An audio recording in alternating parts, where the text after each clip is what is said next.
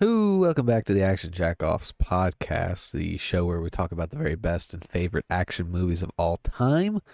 This week, we are talking about Avatar 2009, written, directed, created by James Cameron of Terminator, Titanic, and so many other things, so many other great things.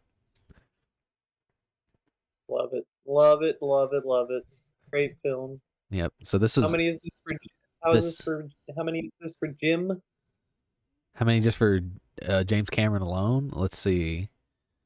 Um, Terminator, um, Aliens Aliens. 2. Yeah, Aliens. Yeah, excuse me.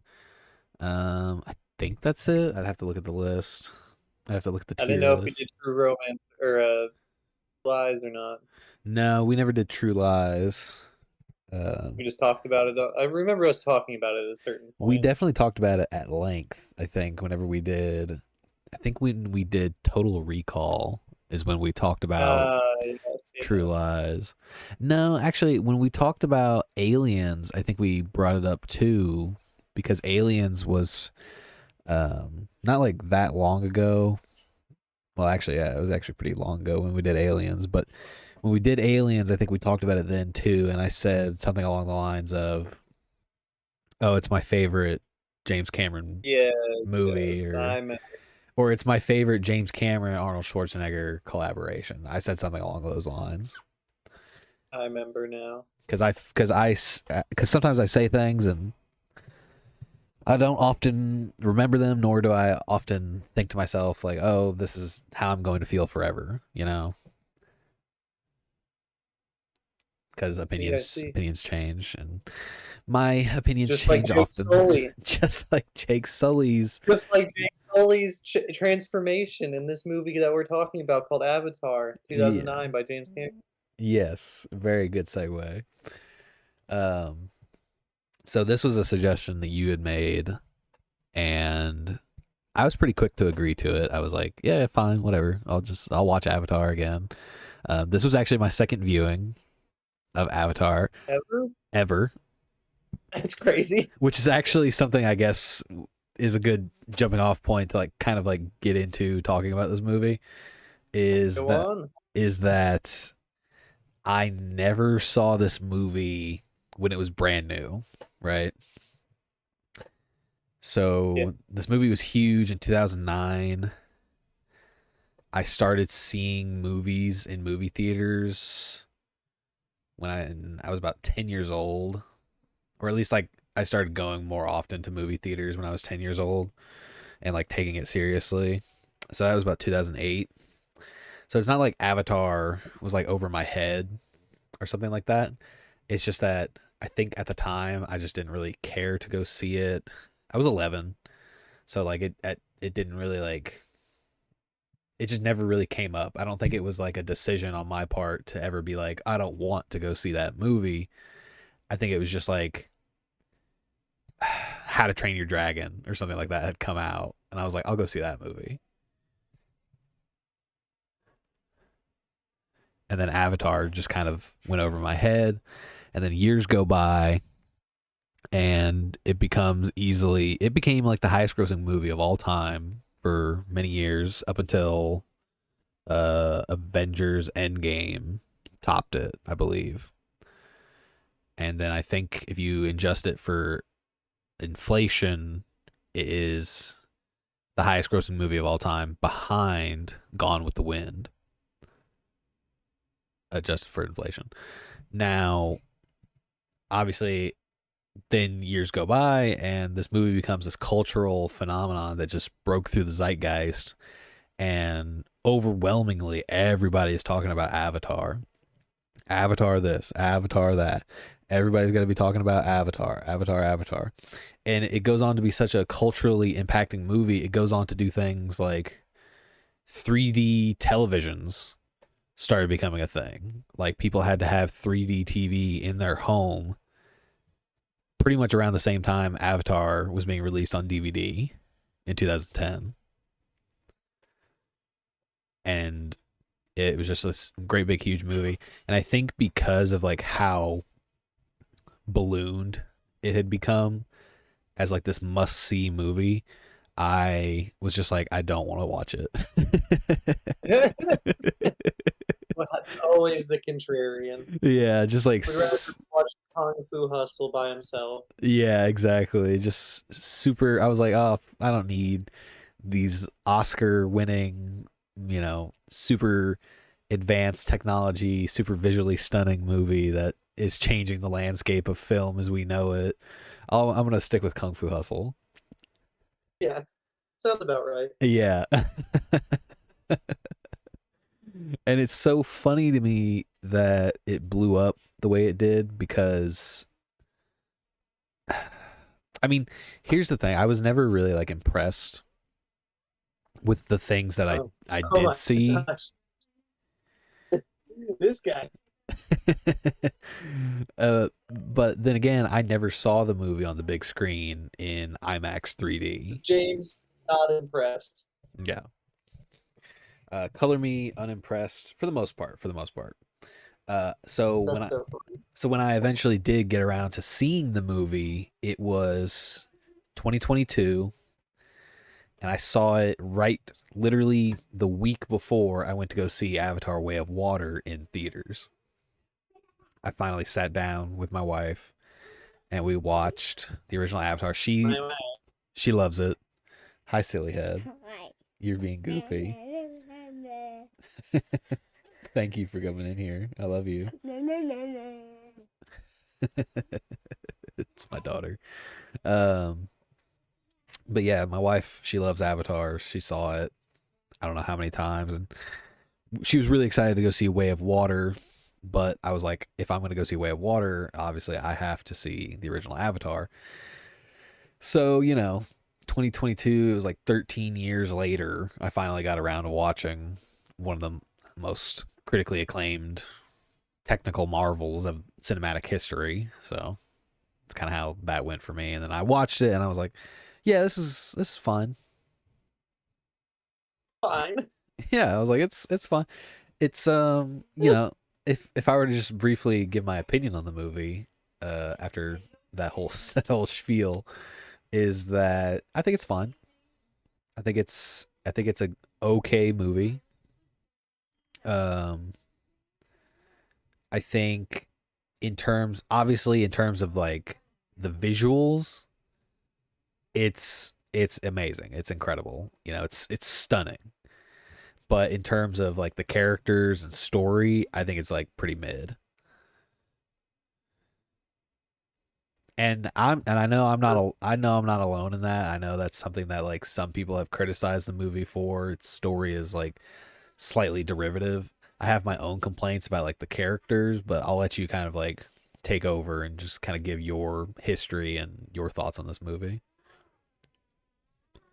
So very quickly, I will agree that is the biggest films that the characters and the story is it's all just tropes. It's all stuff we've seen before. So that's because of course, more concerned with the visual aspect of this film and its sequel as well. But it doesn't matter to me that it's hokey or that it's derivative or that it's all just tropes and it's just dances with wolves and it's just a bunch of things we've already seen just in a way that we haven't seen them before. That's kind of what I enjoy about this movie, why it's comforting. It's just it's all gonna play out exactly how you think it's gonna play out. I first saw this on a pirated DVD around the same time that it came out. That's And hilarious. I did not see it in theaters the first time it came out. I had I think I still have the pirated DVD somewhere. Movie that was just on repeat. This Jurassic Park, Terminator, all of these movies. There's a certain point I had already been to the theaters a bunch, so I don't know if it was just that it was an expensive movie or that it was the 3D format or what that I didn't go see. Because I saw Dark Knight, I saw movie Iron Man, Thor, Captain America. Like I saw movies that came out around the same time or before this.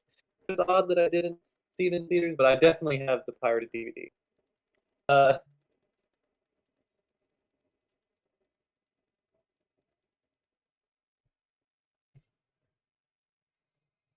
why they made 3D, like why they that format, that visualization was invented, was to see the Avatar one in 3D, Yeah. IMAX 3D. Because it's not even that like stuff's jumping out at you or anything. It's that there's a huge range of depth that you wouldn't get in any other film or format. Yeah, I mean that's I mean James Cameron himself, didn't he say at one point that like he made the movie to be viewed in IMAX 3D? I mean, wasn't IMAX wasn't really a big thing until this movie came out, wasn't it? It's pretty much been him and Nolan that's been pushing the boundaries with IMAX cameras and what they can do. Yeah. But I and believe the Dark Knight used it. They had been working on this for many years before it actually came out. yeah, this was a 1994 is when James Cameron originally conceived the concept for Avatar, and it he was going to do the film in like 1999 after the success of Titanic, which was 97, but as is, particular with this story of movies, or at least with this franchise. Good night, my love. Love you. That is, par for the course with this franchise at this point is that James Cameron felt like the technology wasn't there. So he put off doing the movie until he felt like the technology was better suited for the vision he had in mind. And then, of course, like, time goes on and he gets to the point where he's finally like in 2006, I believe, is when he's like, okay, 2005 or 2006, he's like, okay, I've got it. We can start working on the movie now. And then, of course, time goes on and they have like this, like, I think one of the biggest budgets of all time at the time. This is 2006 and they were having anywhere from like a 250 to 300 something $1 million budget for an independent, for a new, like a brand new IP, a movie that with the only thing it had going for it was the fact that James Cameron was at the helm. We trusted him, and Yeah, he delivered. yeah. He delivered. Yeah, he literally created one of the, like I said, the highest grossing movie of all time. So it Just were one of those stats that it's hard to argue with, where you're like, yeah, it's hokey, it's dumb, it's all visual or whatever, and there's like, yeah, but it's also the highest gross. Like it was the highest grossing movie of all time. like it is among the very short list of movies that have cracked a $1 billion worldwide. And It's then just incredible. it it in 2009 it was the highest grossing movie of all time. Avengers Endgame came out in 2019, beat it to become the highest grossing movie of all time. And then when Avatar Way of Water started being advertised and trailers and stuff for it started dropping, they re-released the original Avatar in theaters, thus making it the highest grossing movie of all time again. Contributed. It was a packed house. It was incredible. Yeah. Which, again, something I'm probably missing out on because the two times I've seen the movie, I saw it on my 75-inch TV. And I mean, that's a pretty good setup, but you're still just, you're just being a wimp about it, there's something missing. I, Did you I see Way know of that. Water in 3D? Do what? Did you see Way of Water in 3D?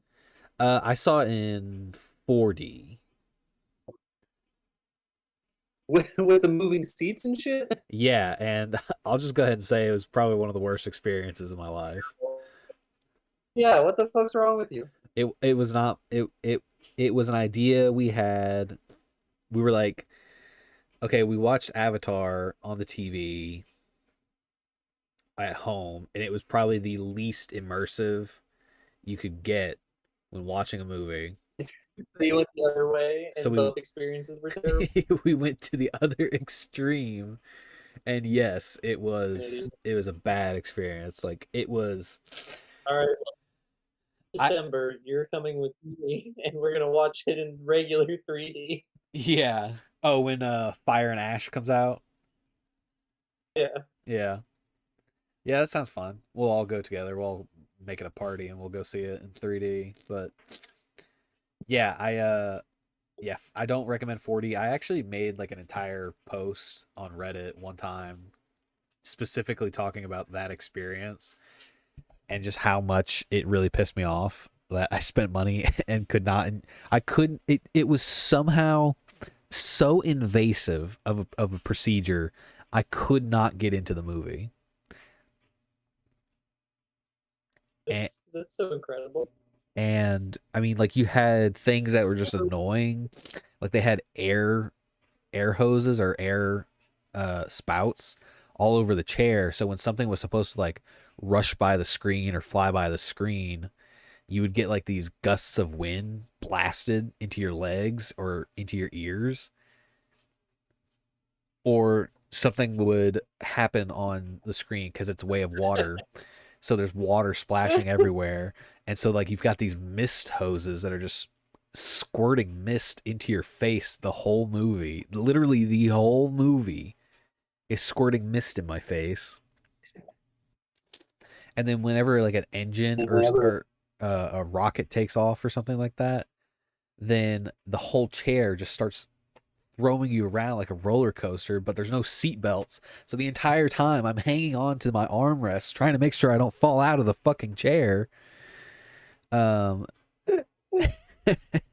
you're so funny. Thank you. Yeah, it was just bad. It was just bad news. I didn't like it.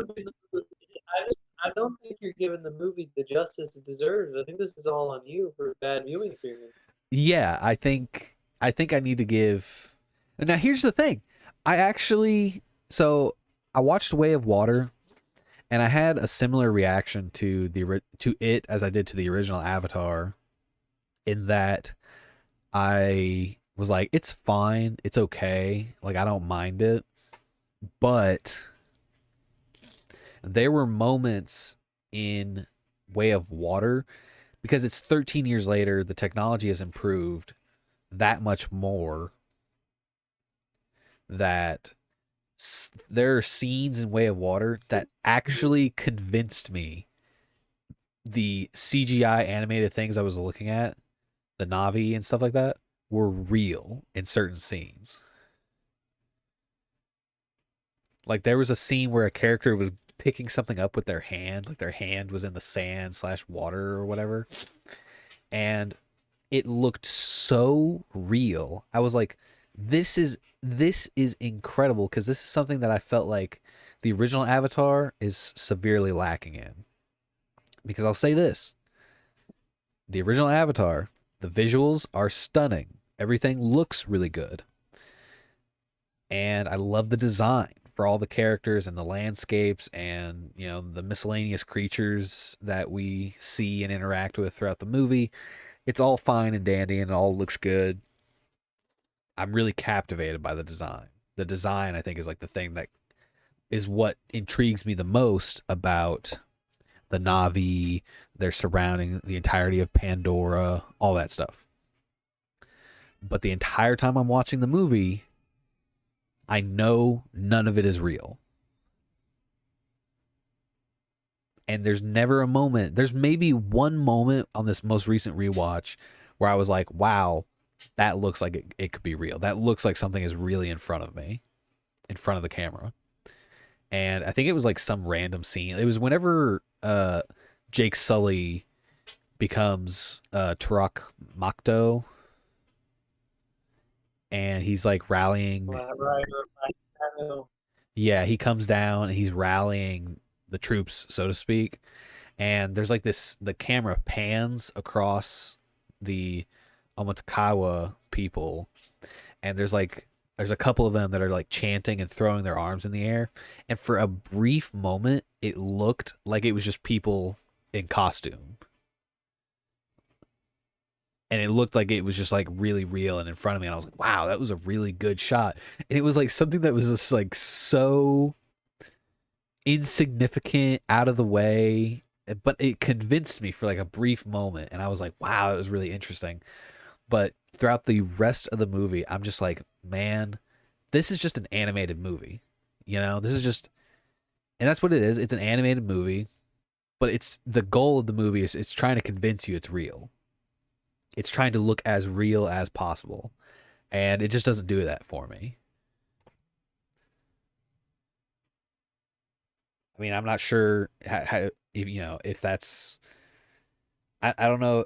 You probably have like a differing opinion than I do on that, but to me, whenever I look at the film, and especially when I see them interact with the real life actors, whether it's the Navi interacting with the real life actors or it's some other CGI construct that is interacting with the real actors, it never convinces me that the two things are in the same place at the same time. So definitely the first one has that problem a lot, but it's also almost 20 years old now, so I'm much more forgiving. At the time when it first came out, I thought it looked as good as the second one does now, and I'm sure that's what we'll think by the time the third one comes out and whatnot. Uh, I'm just much more easily to. It's not that I'm easily more impressed or anything, but like I'm way more just like, all right, I'm watching the film and like let it take over. I will let myself become immersed. Maybe it's because I've seen it in such different formats and whatnot. I really, really I enjoy the simplicity of it now that movies have gotten so ridiculous and big that the first one feels very, very tame compared to like some of the crazy CGI movies that we get now. Yeah, true. I mean, this is definitely one of the more like I've said, visually stunning movies, and it's hard to really compare it to anything else that I think is just like as visually stunning. I mean, I mentioned it earlier. I think How to Train Your Dragon is a movie that came out around the same time, was also really good in 3D, and I think had some crazy good visuals in it, and which is fitting. They're coming out with a live action remake of How to Train Your Dragon, so the timing is fitting that I'm even bringing that up. Uh, But it is hard for me. To Avatar's credit, it's hard for me to come up with a movie that I think is as visually appealing as it. I think what it's got is it's just got, like I said, the design is down pat. It's kind of got that chokehold on expansive sci-fi worlds that are just like a whole bunch of shit thrown at the screen. Because they try to convince you that the creatures and whatnot can are not that they exist, but that if they did exist in real life, this is how they would function or this is how they would look. Everything has its purpose. Yeah, everything has some kind of The only thing I don't think has a purpose, the thing that just looks really fucking goofy to me, is like those weird lizards that have like the spindle on their back. So like when they get startled, they like jump into the air and they kind of like hover in the air for a second with like their brightly colored Like spindle or whatever it is, their sail.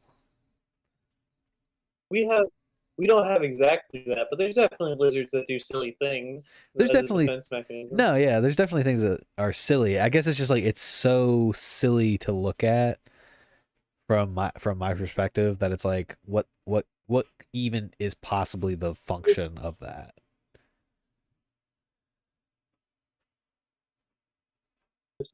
Just a strange defensive mechanism.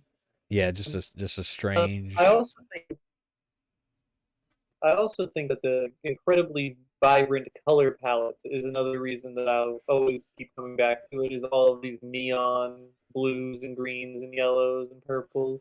Yeah, the purple, the blues. Um, I also like the touch that pretty much everything is not everything, but pretty much most things in the movie are bioluminescent. Like if even if you look closely at the Navi, like during the night, there's like the little dots on their skin light up, and I thought that was a really cool touch. Love it. Yeah. But There's yeah, also just go ahead. Sorry. you're fine. I was gonna say this kind of also taps into some kind of yearning for people to go back to a simpler time in the woods and whatnot. Yeah, Like a whole it's very nature heavy, like go back to nature type stuff. yeah, like there's a whole movement. I forget exactly what it's called, but it's like Take Me to Pandora or something where people just want this to be real and want to like live among the Na'vi. Right. Well, in my mind, that kind of bleeds into one of the criticisms I have for the movie, in that the story is derivative of other stories that have come out before it with very similar premises and similar mindsets. Like, I think the one that sticks out to me the most is this movie with Kevin Costner called Dances with Wolves. Yeah. As I mentioned it earlier. Yes, that you brought up. You brought up Dances with Wolves. Did you bring up Pocahontas? No, but that does also fit into the same bill. Yeah, it also fits into that. Um, we're just like that mindset of like you have like your outsider character mingling with native people. In both of those movies instances, it's literal indigenous people, and that is very obviously what the Navi are supposed to be an allegory for. There's even a moment in the movie where Jake Sully is going through one of his video logs, and he says these people are not going to give up their land. They're not going to give up their land for blue jeans and beer, you know. Which I was like, that's that's another. He's referencing actual indigenous people, which is not is I'm not knocking the movie for being an allegory to that. It's just that we have so many movies that came out before that that were like that or were also allegories for that. It is kind of a knock on it, but then I've also thought that it's kind of like this generation's version of those stories is how I like kind of view it whenever we do remake or retell stories that have been told before. But like, how many film nerds have never, or people who aren't film nerds have actually seen like Dances with Wolves or like one of those older movies Yeah, versus like somebody our age probably seen this one. which is true, which is definitely true. Um, But another I've also thought that this is not only an allegory for Native Americans, but it also very much feels like it's an allegory for the war on terror at the time. ooh yeah, that's definitely a good one. Like where it's like super fear mongering and stuff. Yeah, it very much feels like Iraq war time, like early, like what he would have been thinking about in the early 2000s, mid 2000s. I definitely had that same feeling, but I was like, I wonder if that's reaching too far. But I'm glad that you That said just it. feels like the shock and awe value of it, you know. Yeah, because I think a lot of it just comes down to like, oh, these people are savages, or these people are this, these people are that. I really got those vibes whenever they were like, oh, we built schools here, but they shut those schools down, and like any attempts we've had, Now firebomb. yeah, now we're firebombing them. Um, but yeah, I definitely had those exact same thoughts. Uh, I'm just glad you verbalized them because I was kind of like, I don't know if that's something I want to bring up because that might be missing the beat a little bit, but now I know it's No, it not. definitely yeah, it definitely feels like that, especially when it's like the war planes and dropping bombs and stuff. Like there's definitely the Native American allegory in the first half, but I feel like once it gets to the real war and fighting and stuff, it's kind of taken on a different version of the story. Yeah. It's also got the trope that I've never really been a big fan of, but it actually doesn't work out. It actually works out to the story's benefit, I guess, is the liar revealed storyline, It works which every time. I it mean, works. it's in almost like It a good bit of storytelling. Right? it is a it's a traditional bit of storytelling that plays out in so many different movies, but here it plays out. It's one of those storylines that I don't like typically because I think it's just there to create artificial conflict. Like the goal of storylines and the goal of a lot of stories is to create conflict so that we can have a story. But oftentimes I find that the liar revealed plot makes it to where the conflict only exists to say it only exists to come out during the third act and reveal that the main character was lying the whole time to a group of people that he's grown to be close to or trust, and then now they're trying to it's basically trying to remove him from the plot and create conflict. It's very similar to the third act breakup in a lot of like romance stories,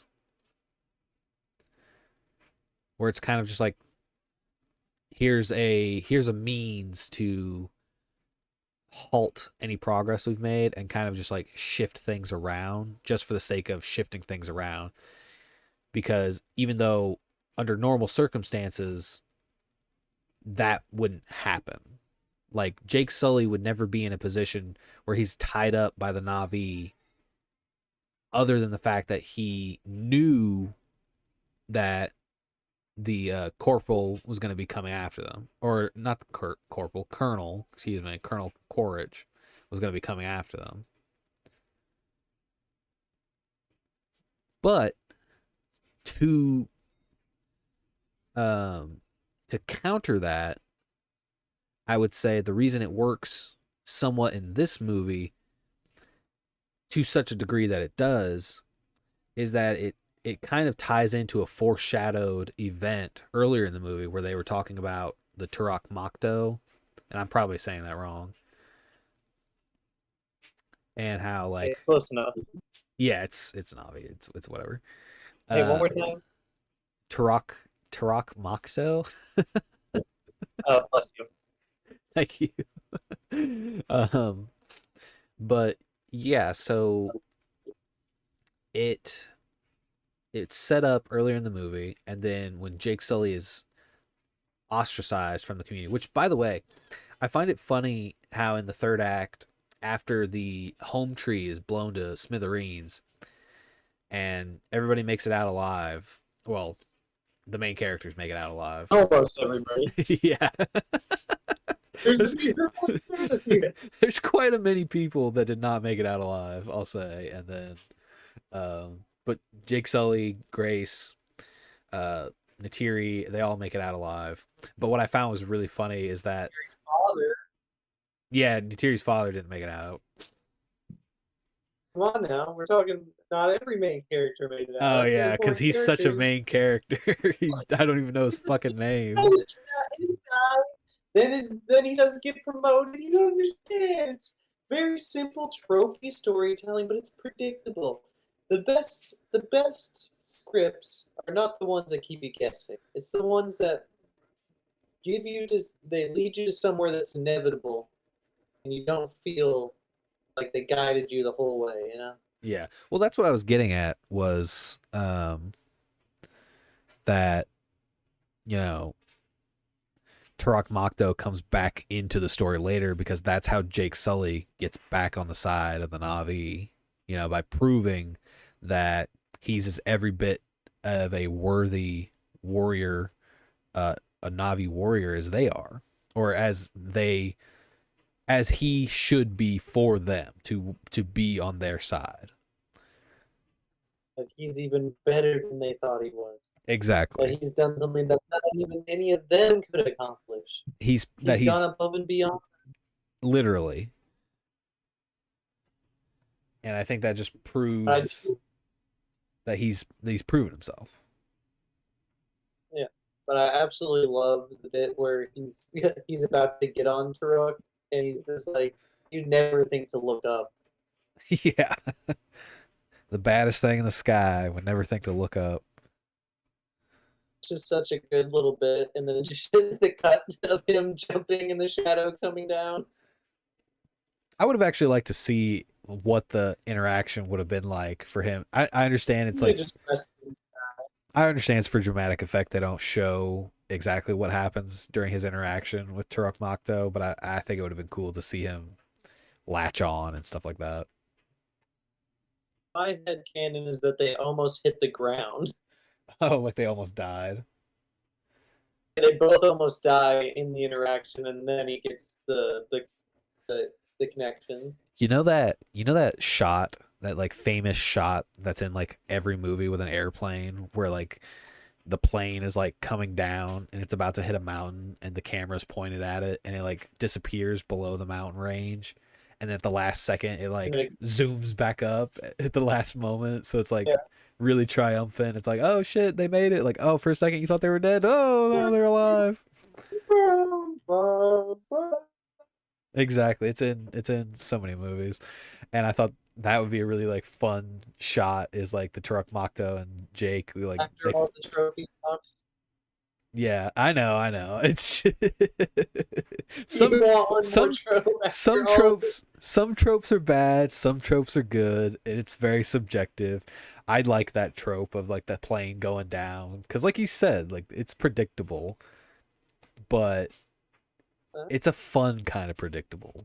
But it's not in this movie, That's what I like. Um, so I won't harp on it. But I just thought that was fun. I'm a big sucker for the slow motion, the slow motion somber music that they do at least 3 times in this film. Oh yeah, where like shit is just like really down, Shit's everybody's hitting the bad. fan. Yeah, the choir music that starts playing. It's so dramatic. Love when it. uh, when the would be village chief enters the airplane and starts taking out dudes, and we really see the size difference between them, and he's just hitting people with his bow and throwing this guy out of the plane, Yeah. and he gets shot a few chest before falling out What's his name into the again? forest. Uh, Suye, something like that. I couldn't tell. I've seen this movie 100 times. I'm like that guy. The guy that's kind of got like a fade on one side, and it's he's Yeah, whatever. I for don't Jake know. Sully the whole time. Yeah, he's like upset with Jake. So I'll say that I like the trope of the guy who's like a He's part been there of. the whole time. He's been there the whole time, and he doesn't like the main character. But then by the end of the movie, they're like brothers. I would die for you.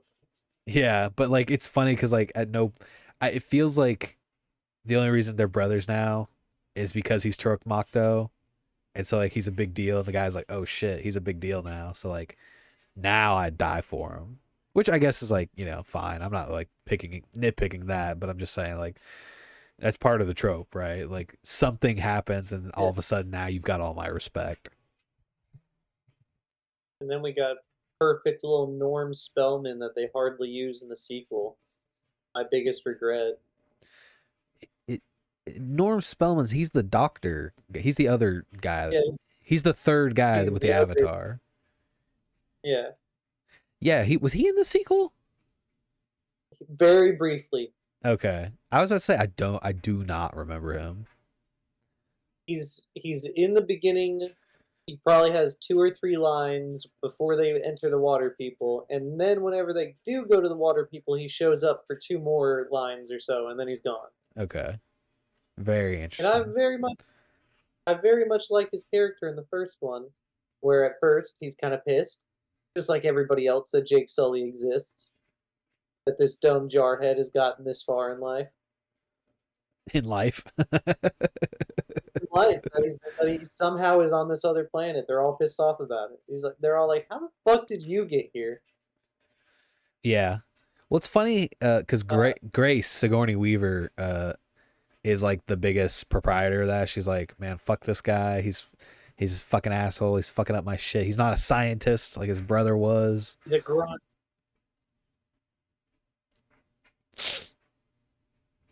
But yeah, Sigourney but Weaver. then Norm be awesome throughout the movie, and even sacrifices himself towards the end. Yeah, And did he? he sacrifices his avatar body.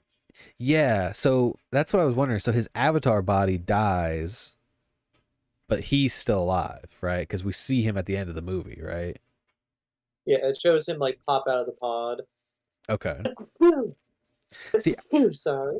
see, I wasn't sure because like I was so confused.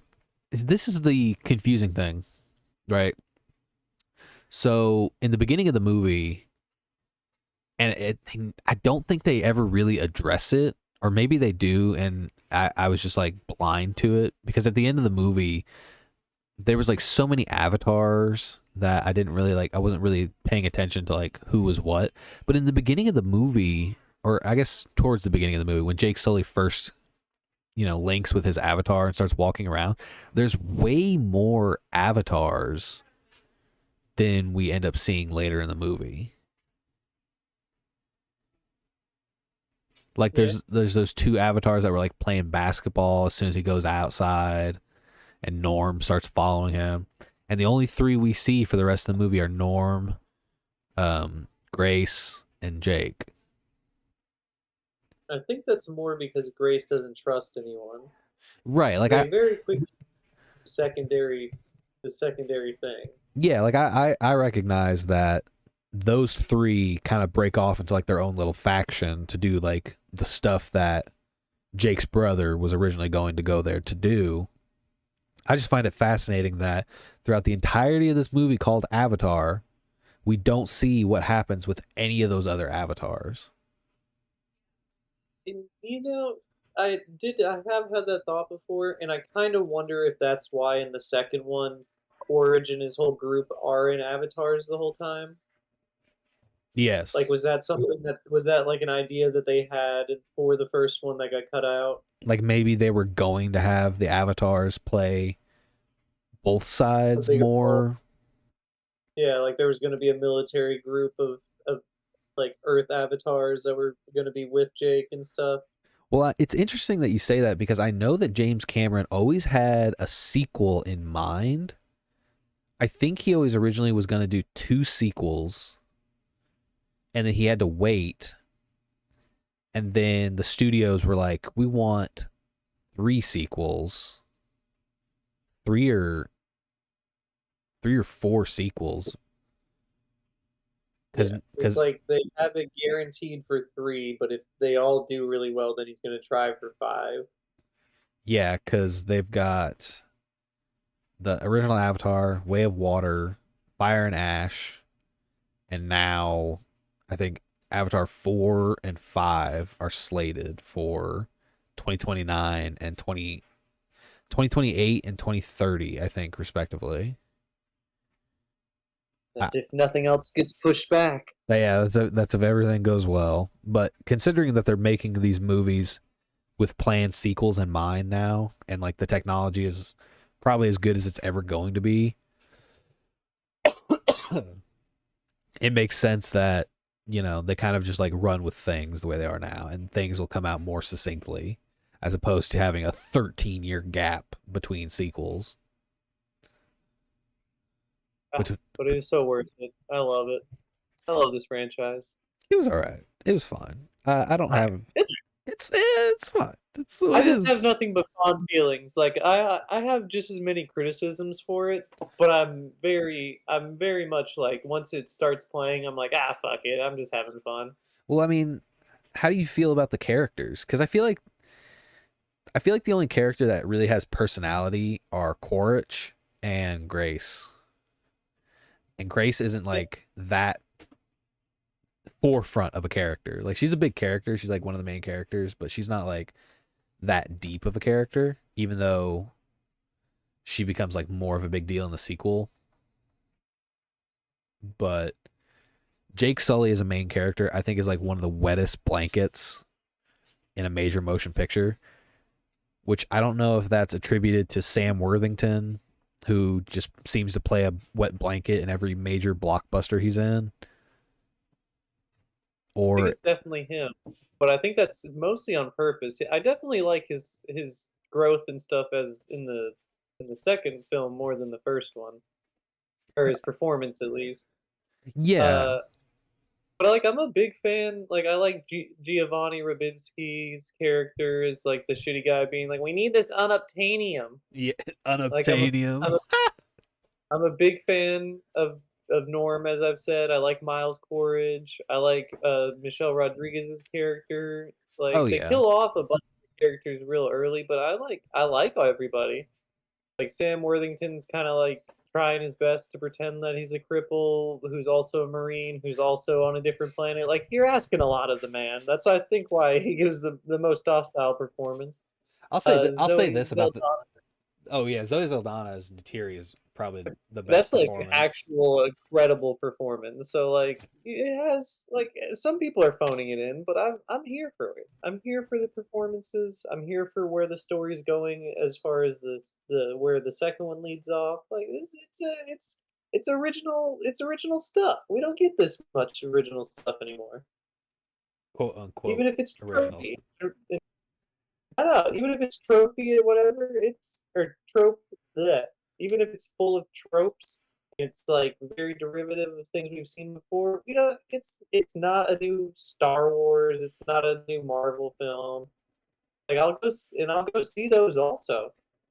Yeah, it's just this is only that's going to be the third movie in a trilogy. Come on now. No, you're right.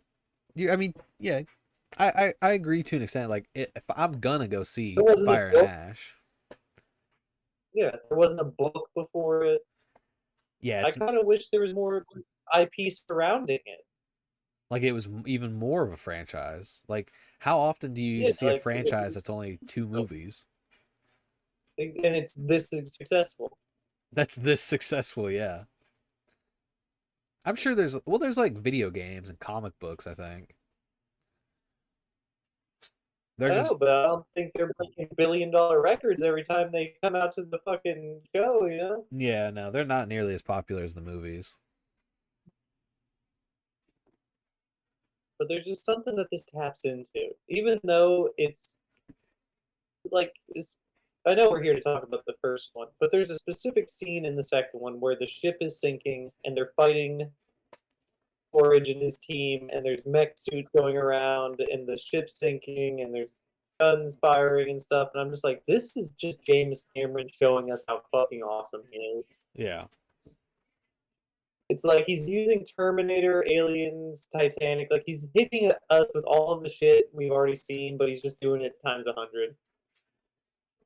Yeah. Which Yeah, is pretty much how I feel. Way of Water definitely has like a lot more iconic moments because I feel like in the original Avatar, it's so.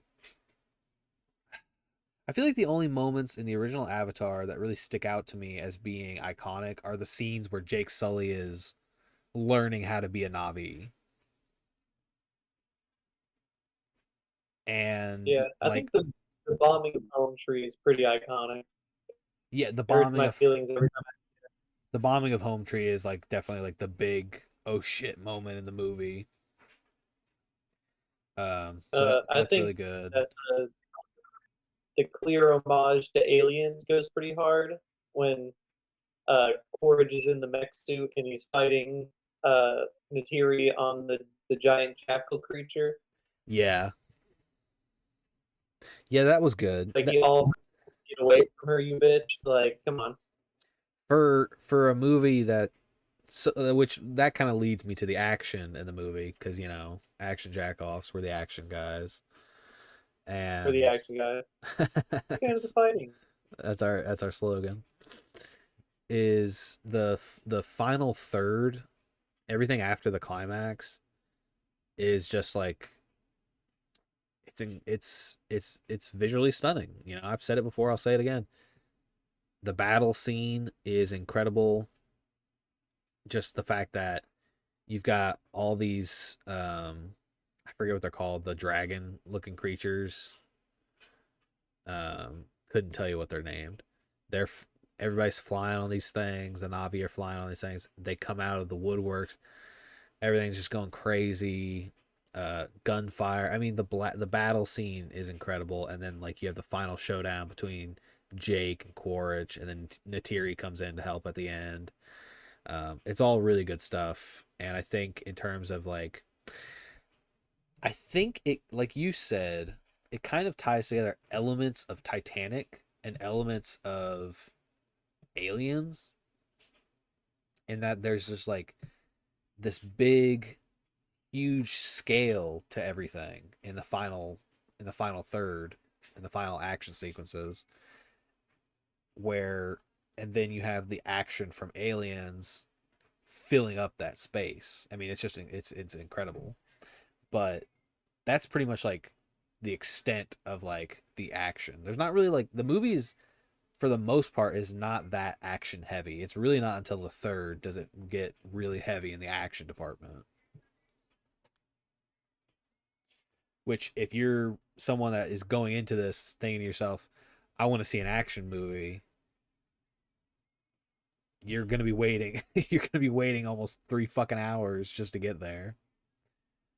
Hey man, it's they're both, the second one's over 3 hours. This one's right about 3 hours, just short of. It's just got it lays the groundwork so that when the action sequences are happening, all of the different knots gets pulled, and it all works together exactly how it should. That's why it's a beautiful symphony. It's not your classic 90-minute Hong Kong flick, you know? Yeah, yeah, you're right, and it has its own Right. strengths in that. It's obviously It's trying to also a tell a story. sci-fi.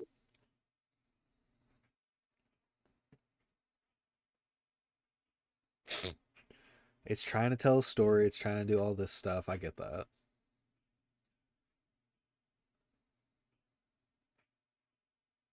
Little sci-fi flick, buddy. Yep. Um, do you have any other thoughts, feelings, concerns, criticisms, anything like that you want to get off your chest about this movie? Nah, it's just a good movie. It's definitely aged a little bit poorly. It's got its slow parts, but it's just a banger. It's a sci-fi action classic. Come on now. All right. Well, I will say that it is a good movie. It's definitely not a bad movie. Uh, but it's not as impressive as I think a lot of people would lead someone to believe. You and I are just probably gonna disagree on that just because you've got fonder memories of this movie than I do. I'm more critical of this movie just because I've only seen it the 2 times, and the 2 times I've seen it, I wasn't completely blown away or shit my pants the way a lot of other people have. Oh yeah, I But get it. Hey, and I'm just as hey, I have all. I completely agree with every criticism of it. I just don't care. perfect. Well, with that said, this is our 30th Action Jack-Offs podcast. Woo! 30, the big 3-0. Oh my God, we're about to stop having to tell people our birthday. I know, yeah. But with that, I'm going to switch over to our tier list because, as we do every time we hit the 10 marker milestone with our series, we always have to update the Action Jack-Offs tier list, the official Action Jack-Offs tier list, where we tier rank all these movies. So we're going to go ahead and jump into that. Let me just click here. Oh, that is. Let me take that away for a second. That is a separate web page that I did not want anybody to see. Uh-oh. That was funny. Oh, you weren't supposed to do that other one. You got Yeah. some dirty stuff on. This is my YouTube page. There we go. Okay, so this is the Action Jack-Offs tier list. We do this every time we get to a 10 marker milestone. We are on episode 30. We're going to go ahead and rank the last 10 movies we did. I already sent you a picture of what the current tier list looks like so you know where everything is currently. And then we'll go ahead and we will just jump right into this. Let me look at what we started with. Number 21 was Yo Jimbo, the classic Akira Kurosawa film. Where do you think this movie fits on the tier list? An A. Put an A. Should I put it after the Mummy or before the Mummy or before Rambo or before Blade, or how should this go? I put it right behind Blade. Right behind Blade. So better than Rambo from Yes. kind of like an artistic standpoint. It's a pretty good movie. Yeah. I also agree. I just like all these other movies ahead of it just a little bit more. Yeah, no, I understand. Well, that's how it works. It's not I mean, based Blade on. is hard. It's kind of the list is based on more of like half how good of a movie it is, half how much did I enjoy the movie. And those are two separate things. A lot of people don't Yeah. recognize. A lot of people don't recognize that enjoyment and quality can be two different things. Up next is going to be Last Action Hero. Or no, we haven't done that one yet. The Last Boy Scout. Excuse me. I was Uh, about to say, did I have a fucking stroke? I don't remember that one. no. Um, I'm gonna say this one's top of D tier. I did not like this one at all. No, yeah, yeah, put it right in front of Deep Blue Sea. Yeah, yeah, top of D tier. Congratulations. Hated it. Yeah, it Um, wasn't very good. I just the only good thing about it is it's got Bruce Willis in it, and Bruce Willis back That's during about this it. era was like super cool and everything he did. But It really was that he was just smoking a cigarette and cashing checks. That's all he was doing in that movie. yeah, it was not that popular with me at least. Next is gonna be Point Break. I mean, that's like a solid S tier, I think. S tier. Point Break is S tier. Do you think Point Break is I think S over Speed? I I think Point Break's better than Speed. Really? Okay, I'll I let. fucking love Speed.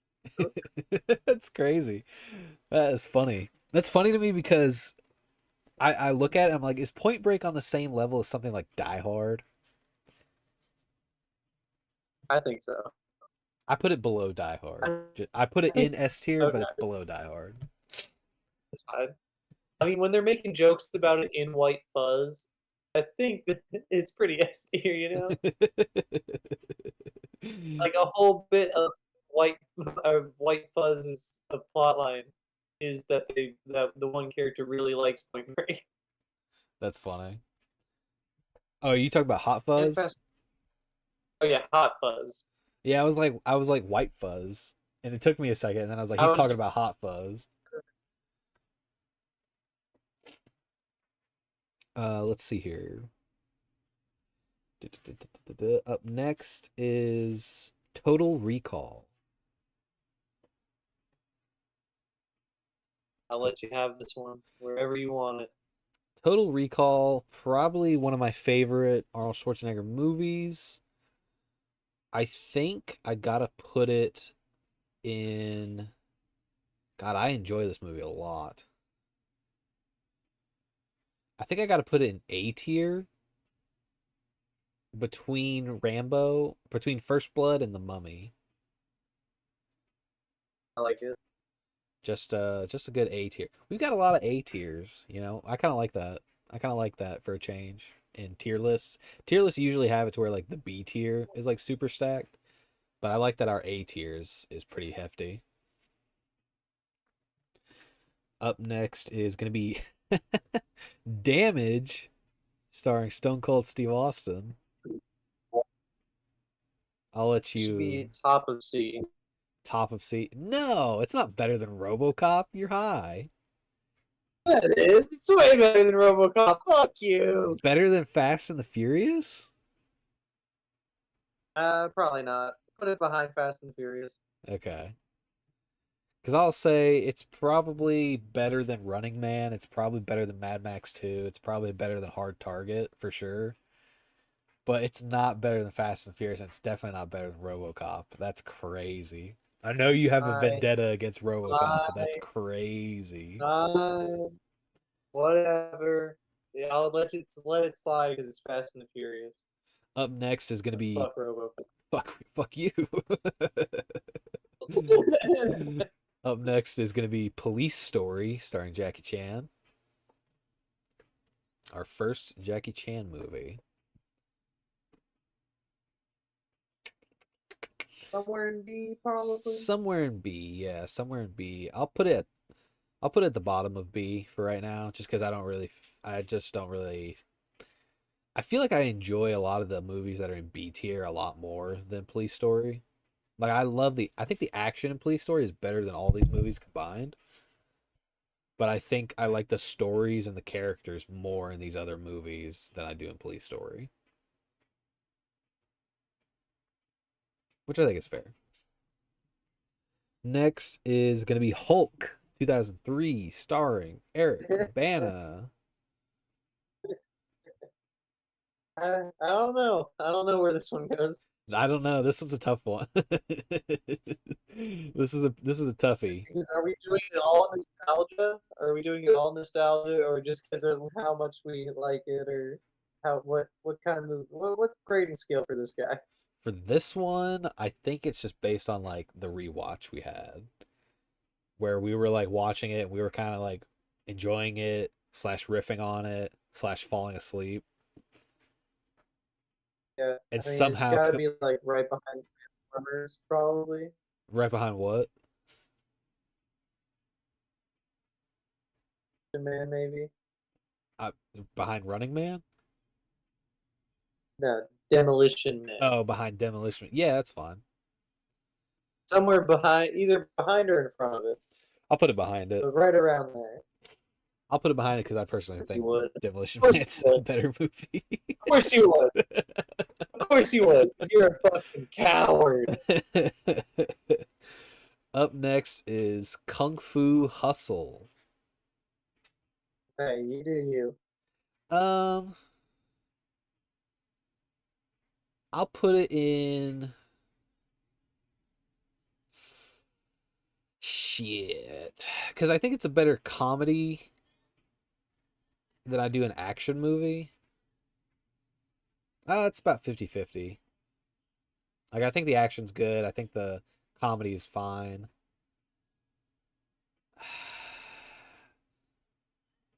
It's like, what would I rather watch again? Police Story or Kung Fu Hustle? And I feel like I'd rather watch. I feel like I'd rather watch. Well, it's tough because I'm kind of teetering on B or C tier right now. Help me out.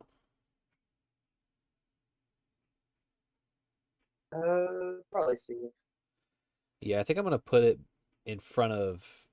I think I'm gonna put it between RoboCop and Fast and Furious, Do it.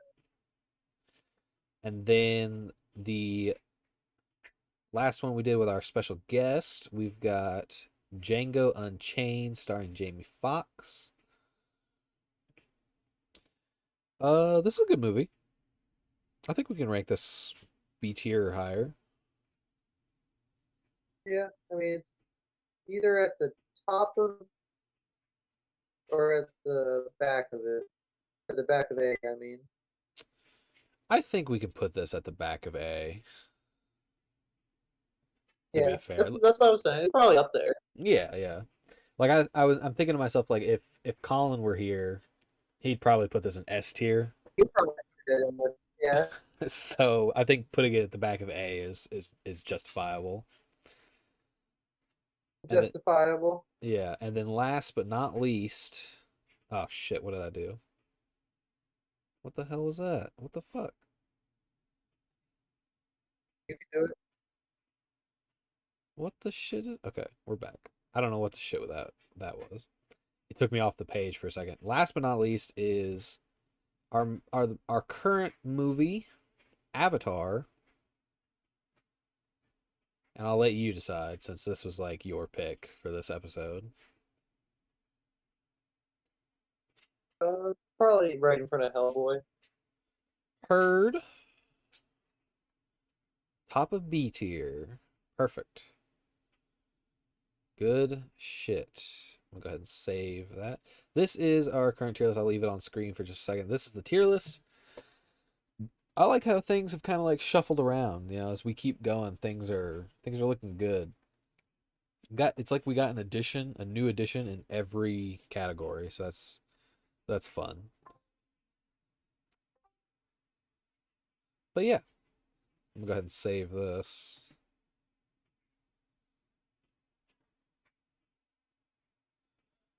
You know what the title of the tier list is. Don't make me fucking kill you. Whatever. Anyway, I'm gonna go ahead and get off the screen before anything else happens. Before I fuck something else up. Anyway, that I believe is going to be it for this episode. Thank you guys for watching. This will go up next day on YouTube, hopefully, if I'm not super busy. And I don't know when the tier list is going to come out on its own separate video, but it will, as I like to do, as its own thing. Yeah, that is going to be it from us. And I think we will see you guys later. Peace. How we doing?